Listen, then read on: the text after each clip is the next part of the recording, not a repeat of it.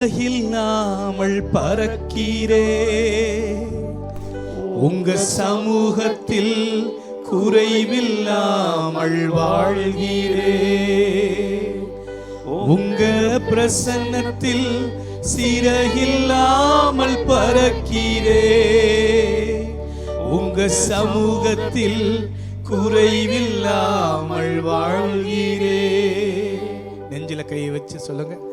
என் தஞ்சமானீரே, என் கோட்டையானீரே, என் துருகமானீரே, என் நண்பனானீரே, என் தஞ்சமானீரே, என் கோட்டையானீரே, என் துருகமானீரே, என் நண்பனானீரே, உங்க பிரசன்னத்தில் சிறகில்லாமல் பறக்கிறே,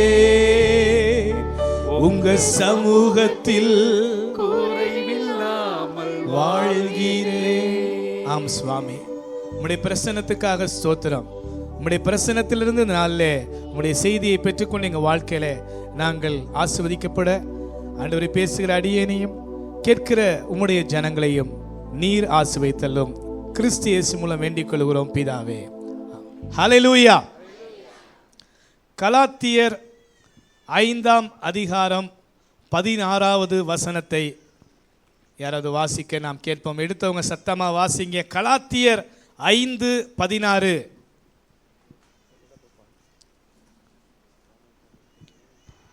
பின்னும் நான் சொல்கிறது என்னவென்றால், ஆவிக்கேற்றபடி நடந்து கொள்ளுங்கள், ஆவிக்கு ஏற்றபடி நடந்து கொள்ளுங்கள், அப்பொழுது மாம்ச இச்சையை நிறைவேற்றாதிருப்பீர்கள்.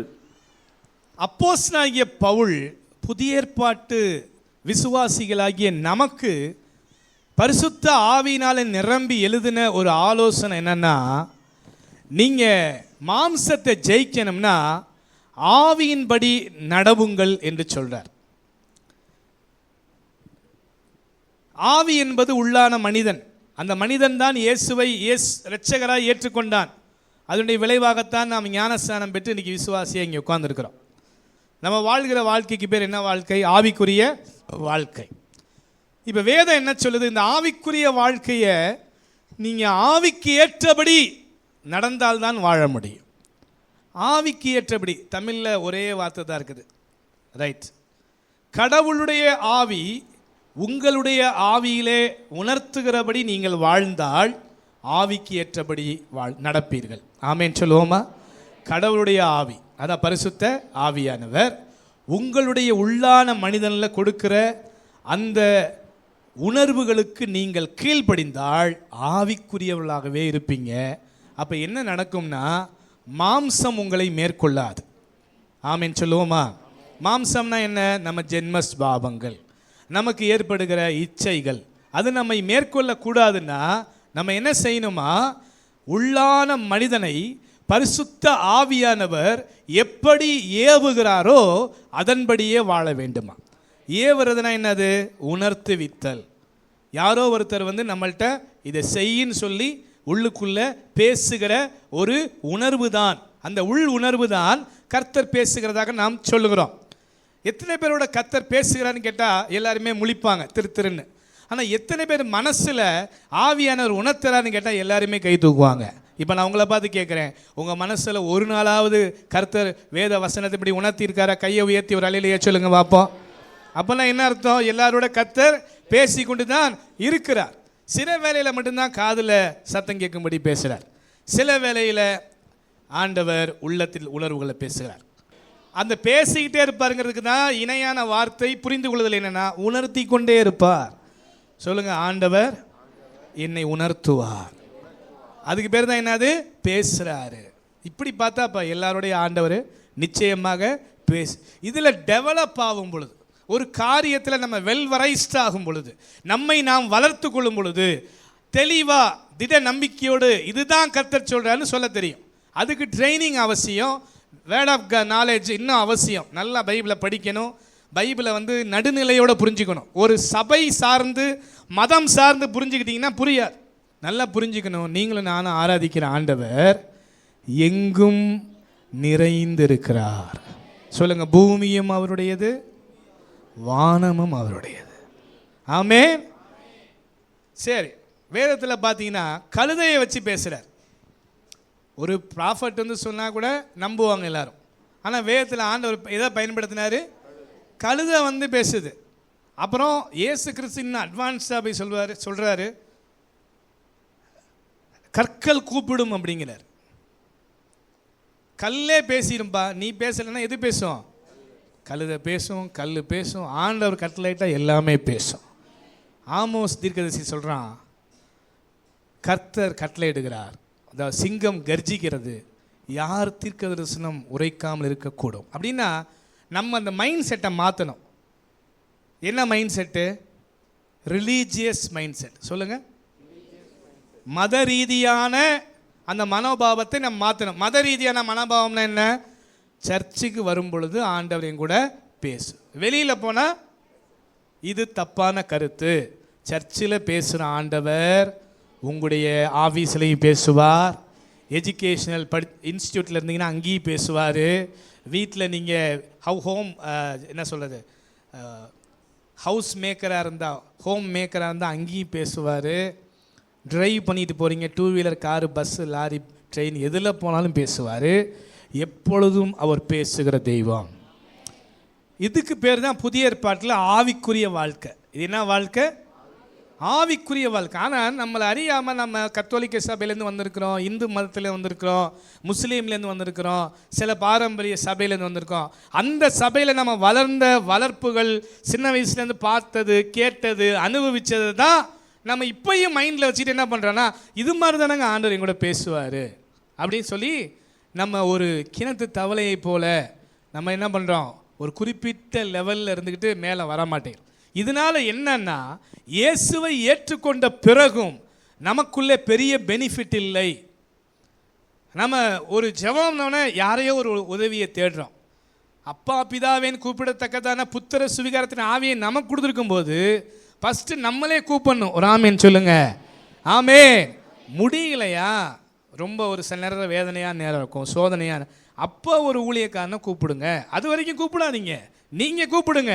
ஏன்னா உங்களுக்காக சிந்தப்பட்ட அதே ரத்தம் தான் அந்த ஊழியக்காரனுக்காகவும் சிந்தப்பட்டு, நம்ம என்ன பண்ண, அது புரியாமல் என்ன இருந்தாலும் அவங்க ஊழியக்காரங்க தானே அப்படின்னு சொல்லிட்டு நம்மளை மட்டப்படுத்திக்கிறோம். நம்முடைய தகுதி நமக்கே தெரியலை. ஆனால் சில இக்கட்டான சூழ்நிலை இருக்குது, அவசரமான சூழ்நிலை. அப்போ நம்மளால் முடியாதுங்கிற பட்சத்தில் சட்டுன்னு ஊழியக்காரர்களுக்கு தொலைபேசியிலையோ நேர்லையோ செல்வது அவசியம். ஏன்னா ஆண்டவர் வந்து ஒரு இடத்துல சொல்கிறார், பிசாசுக்கு எதிர்த்து நில்லுங்கள். யார் அப்படி நில்லுங்கள்னா யார்கிட்ட பொறுப்பு கொடுத்துருக்காரு? ஒவ்வொரு இண்டிவிஜுவல்ட்டி பொறுப்பு கொடுக்க. நீ நில்லு, அப்பொழுது அவன் என்ன பண்ணுவான்? நீ வந்து நான் வந்து ஒரு சர்ச்சுக்கு போகிறேன், ஒரு ப்ரேயர் சென்டருக்கு போகிறேன், ப்ரேயர் பார்ட்னராக இருக்கேன்னு யாரையோ சார்ந்திருக்காத, நீ நில்லு. இதுதான் புதிய ஏற்பாடு. பழைய ஏற்பாடுனா மக்களுக்காக ஒரு ஆசாரியர் பலி செலுத்தினார், மக்களுக்காக ஒரு தீர்க்கதரிசி கர்த்தருடைய சத்தத்தை கேட்டு சொல்லுவார், மக்களுக்காக ஒரு நியாயாதிபதியை கர்த்தர் எழுப்புவார், மக்களுக்காக ஒரு ராஜாவை எழுப்புவார். அது பழைய ஏற்பாடு. புதிய ஏற்பாடு பக்கத்தில் இப்போ சிரிச்சுக்கிட்டே பார்த்து சொல்லுங்க, நீங்களே ராஜாக்களும் ஆசாரியர்களுமா இருக்கிறீங்க. அப்படின்னா என்னென்னா, ரூலர்ஷிப்பு நம்ம மேலே வச்சுட்டாரு. இது எப்படி ஆசாரியன்னு எப்படி சொல்கிறேன்னா, பிறருக்காக இன்டர்சீட் பண்ணுகிற பரிந்து மன்றாடத்தையும் நம்மள்கிட்ட வச்சுட்டார். ஆளுகையும் நம்ம செய்யணும், பரிந்தும் மன்றாடணும். ஆளுகை எங்கே செய்யணும்? பிசாசு மேலே, உலகத்தின் மேலே, சூழ்நிலையின் மேலே. மன்றாட்டு எங்கே பண்ணணும்? கர்த்தர்கிட்ட, மக்களுக்காக, சூழ்நிலைக்காக. இப்போ செஞ்ச பாருங்க, ஈரானுக்கும் இஸ்ரேலுக்கு நடுவில் என்ன வரணும்? சமாதானம். இது பரிந்து மன்றாடுறோம். ஆசாரிய ஊழியம். ஆளுகை செய்கிற ஊழியம்னா மக்களுக்குள்ளே கொலை உணர்வை, பழி வாங்கும் புத்தியை தூண்டுகிற ஆவியை உன்னை இயேசுவின் நாமத்தினாலே கட்டுகிறேன். இது ஆளுகை. இது ஆளுகை. இதையும் செய்யணும். ஆண்டவர்கிட்ட போய் பரிந்தும் மன்றாடணும், இந்த ஜனங்களை மீட்டுக்கொள்ளுங்க, காப்பாற்றுங்க. ஸோ பக்கத்தில் நல்லா பார்த்து சொல்லுங்க, நீங்கள் புதிய ஏற்பாட்டு கிறிஸ்தவன். இப்போ ஏன் என்னைய பார்க்குறீங்க? பக்கத்தில் பார்த்து சொல்லுங்க, புதிய ஏற்பாட்டு கிறிஸ்தவன். அப்படின்னா என்ன அர்த்தம்? ஆளுகையும் செய்வோம், பரிந்தும் சொல்லுங்க, ஆளுகையும் செய்வோம், பரிந்தும் பேசுவோம். பவுல் என்ன சொல்றாரு? ஆவிக்கேற்றபடி நடந்து கொள்ளுங்கள். அப்போ லிவ் அ ஸ்பிரிச்சுவல் லைஃப், ஆவியின் வாழ்க்கையை வாழ்வதை குறித்து தான் புதிய ஏற்பாட்டில் வசனங்கள் நமக்கு போதிக்குது. இன்னும் சில வசனங்களை சொல்கிறேன், எடுத்து வாசிக்கிறீங்களா? ரோமர் 8ஆம் அதிகாரம் 13வது வசனம். ரோமர் 8:13. அதுக்கப்புறம் 1 கொரிந்தியர் 12:3. 1 கொரிந்தியர் 12:3. அதுக்கப்புறம் பிலிப்பியர் 3:3. பிலிப்பியர் 3:3. அதுக்கப்புறம் 1 கொரிந்தியர் 14:16. 1 கொரிந்தியர் 14ஆம் அதிகாரம் 16வது வசனம். அடுத்ததாக கலாத்தியர் 6ஆம் அதிகாரம் 1 வசனம். கலாத்தியர் 6:1. இப்போ முதல்லேருந்து போலாமா? ரோமர் 8:13. மாம்சத்தின்படி பிழைத்தால் சாவீர்கள், ஆவியினாலே சரீரத்தின் செய்கைகளை அழித்தால் பிழைப்பீர்கள். ஆவியினாலே செயல்பட்டால் பிழைப்பீர்கள். அப்போ இன்னைக்கு புதிய ஏற்பாட்டு வாழ்க்கையில் இருக்கிற நம்ம எந்த ஒரு காரியத்தையும் ஆவியினாலே அணுகணும். ஒரு ஆமீன் சொல்லுவோமா? இதை கொஞ்சம் எல்லாம் என்னை பார்த்துக்கிட்டே எழுதுறவங்க எழுதுங்க, பார்க்குறவங்க பாருங்க. இப்போ நம்ம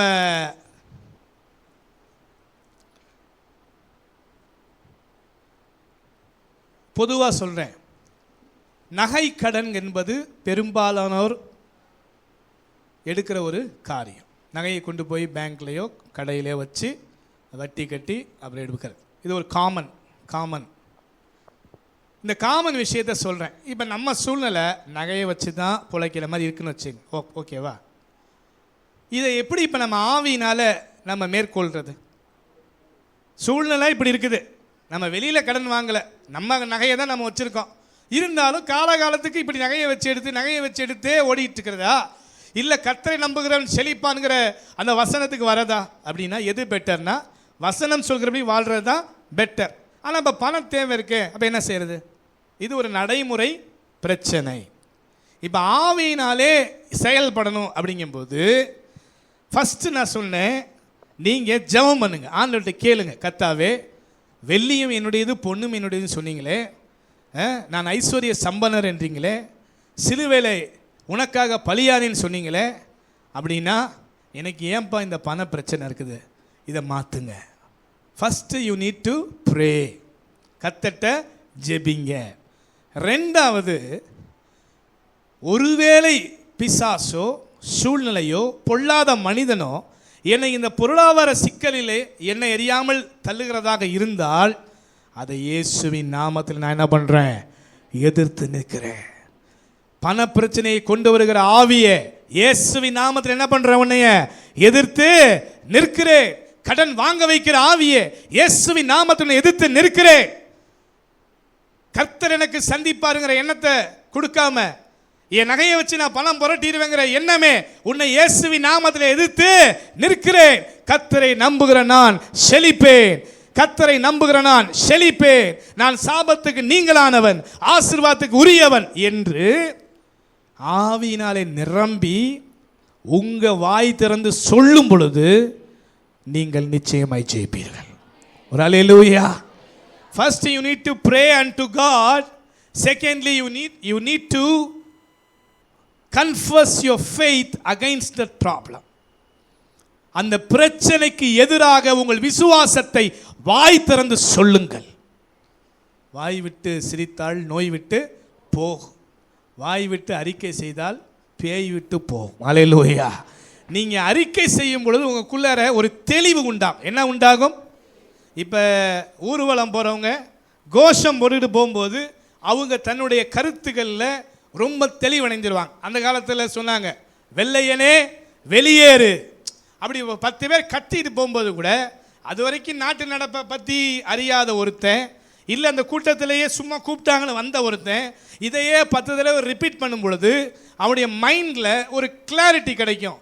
ஆமாம், நம்ம நாட்டை நம்ம ஆளாமல் வேற எவனோ ஒருத்தன் ஆண்டுகிட்டு இருக்கான், அவனை வெளியேறுன்னு சொல்லணும், சொல்கிறது மட்டும் இல்லை அவனை துரத்தணும் அப்படின்னு அவன் மோட்டிவேட் ஆவான். அதுக்கு தான் ஷவுட் பண்ண சொல்கிறாங்க. கோரஸ் படகு எடுத்துகிட்டு அந்த காலத்தில் கடலுக்கு போகும்போது ஒரு பாடல் ஒன்று பாடுவாங்க. எங்கே பாடுறீங்களா?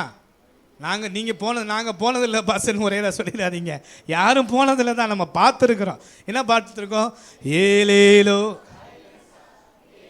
அவங்கள மோட்டிவேட் பண்ணுது. இந்த பாட்டு என்ன பண்ணுது? முன்னோக்கி அந்த அலைகளை தள்ளி காற்றை கடந்து படகை செலுத்துவதற்கு என்ன பண்ணுது? மோட்டிவேட். நம்ம மைண்டும் நம்முடைய வேர்ட்ஸும் சவுண்டாக ப்ரொடியூஸ் ஆகும் பொழுது அங்கே ஒரு மிராக்கிள் நடக்கிறது. இதனை பேருக்கு புரியுது? I am speaking practical. மைண்டில் உள்ளது, எண்ணத்தில் இருக்கிறது சப்தமாக வார்த்தையாக வெளியில் வரும் பொழுது அது செயலாக மாறும். தேவன் எப்படி வானத்தையும் பூமியையும் படைத்தார் சொல்லுங்க? முதல்ல என்ன சொன்னார்? வார்த்தையினால எப்படி, என்ன வார்த்தை சொன்னார்? வெளிச்சம். அப்புறம் என்னாச்சு? வெளிச்சம் உண்டாயிற்று, தேவன் அதை நல்லது என்று. அப்ப அது வரைக்கும் வெளிச்சம்ங்கிற ஒரு சாப்டரே இல்லை. ஆச்சரியமா இருக்குது. வெளிச்சம் இல்லை, இருட்டு இல்லை. அப்ப எப்படி இருந்திருக்கும் நமக்கு தெரியல. நம்ம அது மாதிரி பார்த்தது இல்லைல்ல. ஆனால் நமக்கு அது யோசித்து பார்த்தாலுமே புரியாது. ஒன்று இருட்டாக இருக்கணும், இல்லை வெளிச்சமாக இருக்கணும். இந்த ரெண்டுக்கு நடுவில் என்னது நமக்கு தெரியாது. அவ்வளோதான். அதான் கடவுள். நம்மளால் சிந்திக்க முடியாத அளவுக்கு செயல்படுறவர் தான் கடவுள். நம்மளை மாதிரி தான் சிந்திப்பார்னா அப்புறம் கடவுள் நம்ம அவரை சொல்ல முடியாது. நம்மளை விட அட்வான்ஸ்டாக இருக்காருன்னு நினச்சிட்டு போக வேண்டியதுதான். நம்ம என்ன தான் அட்வான்ஸாக போனாலும் புரிஞ்சிக்க முடியாத ஒருத்தர் தான் கடவுள். அல்லேலூயா. இப்போ பாருங்க, God himself, he spoke what he thought. என்ன நினைத்தாரோ அதை பேசுகிறார், மௌனமாக அல்ல, சப்தமாக.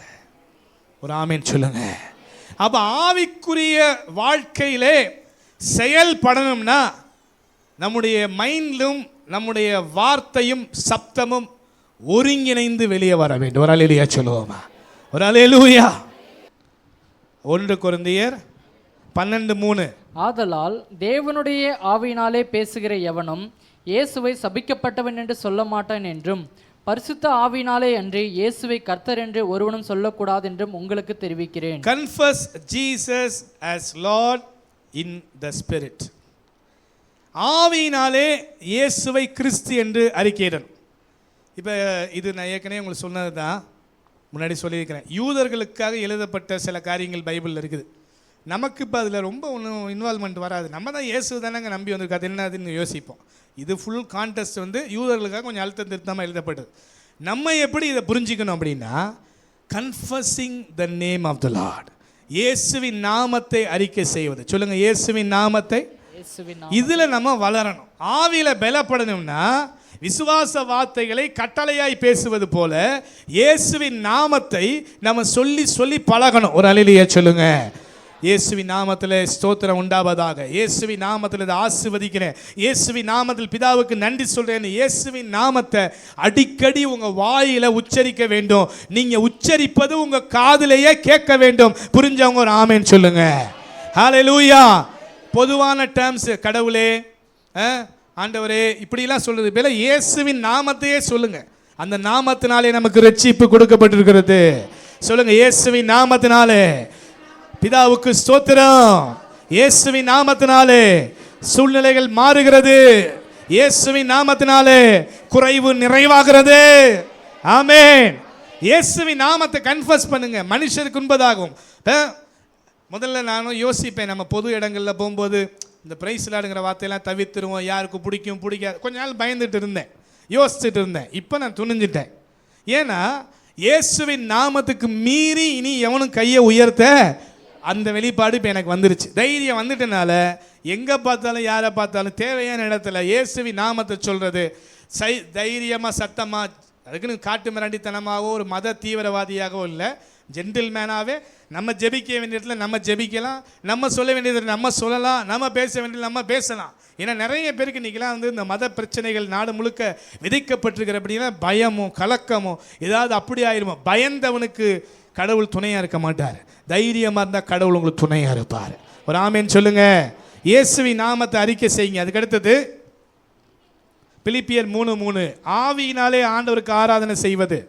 ஆமென். மாம்சத்தின் மேல் நம்பிக்கையாய் இராமல் ஆவியினாலே தேவனுக்கு ஆராதனை செய்து கிறிஸ்து இயேசுவுக்குள் மேன்மை பாராட்டுகிற நாமே விருத்த சேதனம் உள்ளவர்கள். அப்ப உள்ளான மனிதனிலிருந்து கர்த்தரை ஆராதிக்கிறது, ஆவியினாலே ஆராதிப்பது. அதனால நம்ம அடிக்கடி சொல்லி கொண்டு வருகிறோம், நீங்க பாடல் வரியை பார்த்து பாடுவது தவறு இல்லை. ஆனால் அது வரி தெரியுதோ தெரியலையோ, உங்க மனசுல உங்களுடைய கற்பனை எண்ணங்கள்ல இயேசு கிறிஸ்துவினுடைய நல்ல செயல்களை கொண்டு வந்துருங்க. ஒரு அல்லேலூயா. இந்த கடந்த வாரத்தில் 4 நாட்கள் ஆராதித்தோம். 40-50 பேர் வந்திருந்தீங்க. அதில் ஒரு நாள் சொன்னோம், ஆண்டவரை நல்லவர்னு இன்னைக்கு ஆராதிக்க போகிறோம். ஆண்டவரை என்ன சொல்ல போகிறோம் சொல்லுங்க. நிறைய நேரத்தில் பிசாசு வந்து நமக்கு எதிரான எண்ணங்களை கொடுப்பான். நீ நல்லவங்கிறேன், உனக்கு இன்னும் நடக்கலையே. மற்றவங்களுக்கு போய் நீ நல்லவர்னு சொல்கிற, உனக்கு இதை இயேசு செய்யலையே. இந்த மாதிரி எண்ணத்தை என்ன பண்ணுவான் பிசாசு கொண்டு வருவான். அந்த கொண்டு வர எண்ணத்துக்கு நம்ம தீனி போட்டுறக்கூடாது. தீனி போட்டுறக்கூடாதுன்னா, ஆமாம் ஆமாம் அவங்களுக்கெல்லாம் நல்லவர் தாங்க, எனக்கு தான் செய்யலை. ஆனால் உள்ளத்தின் ஆழத்திலிருந்து அது ஆடினாலும் பாடினாலும் நின்றாலும் நடந்தாலும் ஜெபித்தாலும் அதுக்கு பலனை பார்க்காம போக மாட்டீங்க. ஒரு ஆமேன் சொல்லுவோம். அல்லேலூயா. அதுக்கு அடுத்த வசனம் 1:14-16 ஆவியில நன்றி செலுத்துதல். இல்லாவிட்டால் நீ ஆவியோடு ஸ்தோத்திரம் பண்ணும்போது கல்லாதவன் உன் ஸ்தோத்திரத்துக்கு ஆவியினாலே ஸ்தோத்திரம் பண்ணு. அப்படின்னா இங்கிலீஷ் பைபிள்ல அழகா வந்துருச்சு, give thanks in the spirit. ஆண்டவருக்கு ஆவியிலிருந்து நன்றி சொல்லு, உள்ளான மனிதனிலிருந்து நன்றி சொல்லு. அதுக்கு அடுத்த வசனம் கலாத்தியர் 6:1. கலாத்தியர் 6:1. சகோதரரே, ஒருவன் யாதொரு குற்றத்தில் அகப்பட்டால் ஆவிக்குரியவர்களாகிய நீங்கள் சாந்தமுள்ள ஆவியோடு அப்படிப்பட்ட சீர்பந்த பண்ணுங்கள். நீ என்ன பண்ணு, உடனே நியாய தீர்ப்பை சொல்லாதே, அவனை குற்றவாளியாக தீர்த்து அவமானப்படுத்தாதே. ஆவியினாலே அவனுக்கு நீ ஆலோசனை சொல்லி அவனை சீர்பொருந்த பண்ணு அப்படின்னு சொல்றார். ஆமென். அப்ப ஆவியின் மனிதன் சொன்னாலே அவன் உலகத்தானை போல நடந்து கொள்ள மாட்டான். கிறிஸ்துவின் பண்புகளோடு நன்றி செலுத்துதலோ ஸ்தோத்திரம் செலுத்துதலோ கர்த்தரை ஆராதிப்பதோ பாடுவதோ ஜெபிப்பதோ கட்டளையிடுவதோ அதே போல மன்னிப்பதோ வழி நடத்துதலோ மறப்பதோ அவன் செய்வான். சொல்லுங்க, நாங்க ஆவிக்குரியவர்கள். சொல்லுங்க, நாங்க ஆவிக்குரியவர்கள். நாங்க ஆவிக்குரியவர்கள். அப்ப கிறிஸ்தவ வாழ்க்கை, இந்த புதிய ஏற்பாடு நம்மை ஆவிக்குரியவர்களா இருக்க சொல்லுகிறது. ஆமென்.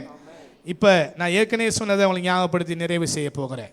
ஃபர்ஸ்ட் ஆஃப் ஆல், ஒரு பிரச்சனை ஒரு தேவைன்னா நீங்க என்ன பண்ணணும், ஆண்டவர்கிட்ட போய் ஜெபம் பண்ணணும். கர்த்தாவே, இது எனக்கு தேவை, இதை சந்திங்க. ரெண்டாவது, நீங்க அந்த சூழ்நிலைக்கு விரோதமாக வாயை திறந்து வார்த்தையையும் சத்தத்தையும் உபயோகப்படுத்தி கட்டளை கொடுங்க. ஒரு அல்லேலூயா. அமைதியாக சொல்லாதீங்க. ஒருவேளை மற்றவங்க இருந்தால் அமைதியாக சொல்லுங்கள். இல்லாட்டி எல்லாம் போன பிறகு ரூமை சாத்திட்டோ இல்லை யாரும் இல்லாத இடத்துலையோ நீங்கள் ஆண்களாக இருந்தால் வண்டி எடுத்துகிட்டு ட்ராவல் பண்ணி அப்படியே போய் ரோட்டில் போகும்போது நீங்கள் மாட்டுக்கும் முதல்ல வீட்டில் ஜெபம் பண்ணுங்க. வண்டியில் போகும்போது நல்ல ஸ்தோத்திரம் பண்ணிட்டு கட்டளை இடுங்க. இல்லை தனி இடத்துக்கு போங்க, ரூமை சாத்துங்க, ஏதோ ஒன்று உங்கள் ஆவியின் மனிதனை டெவலப் பண்ணுங்க. அப்போ நீங்கள் சாதாரணமான ஒரு பிரஜையாக வாழ மாட்டீங்க, ஒரு கிறிஸ்தவனாக இருக்க மாட்டீங்க, ஒரு வெற்றி வாழ்க்கைக்கு சொந்தக்காரியா நீங்கள் இருப்பீங்க. ஒரு அல்லேலூயா, ஹல்லேலூயா. கர்த்தர் உங்களை உயர்த்தி கொண்டே இருப்பார். கர்த்தர் உங்களை வாளாக்காமல் தலையாக்குவார், உங்களை கீழாக்காமல் மேலாக்குவார். ஆமென். ஆவிக்குரிய வாழ்க்கையில் வளருங்க, ஆவிக்குரிய வாழ்க்கையில் பெருகுங்க. கர்த்தர் உங்களை வாளாக்காமல் தலையாக்குவார். வலது கையை உயர்த்துவோமா, எழுந்து நிற்போமா.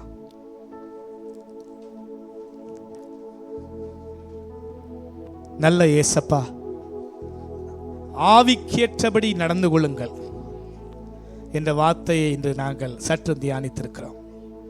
உள்ளான மனிதனிலே பலப்படுத்து, ஆவிக்கேற்றபடி நடக்க, ஆவியினாலே ஜெபிக்க, ஆவியினாலே ஆராதனை செய்ய, ஆவியினாலே இயேசு கிறிஸ்துவை அறிவிக்க, ஆவியினாலே ஆண்டவரே நாங்கள் செயலாற்ற ஒவ்வொருவருக்கும் உதவி செய்யுங்க.